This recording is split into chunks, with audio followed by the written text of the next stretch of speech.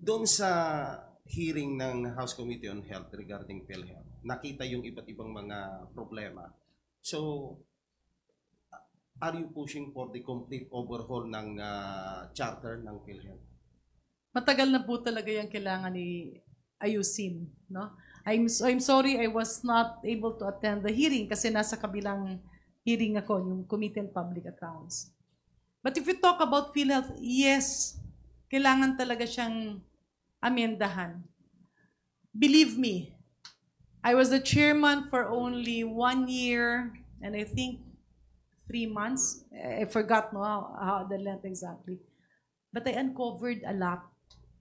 Ang dami naming nakitang mali-mali. Ang daming nakatago na hinahalungkat ko. Ang dami naming binago na inaayos mo na, inapprove ng board to curb fraud and to make PhilHealth more felt by the people. Yung randam dapat ng tao. Magugulat ka na lang pag chinek mo after 2 months, yung ginawa nyong board resolution ay nawawala.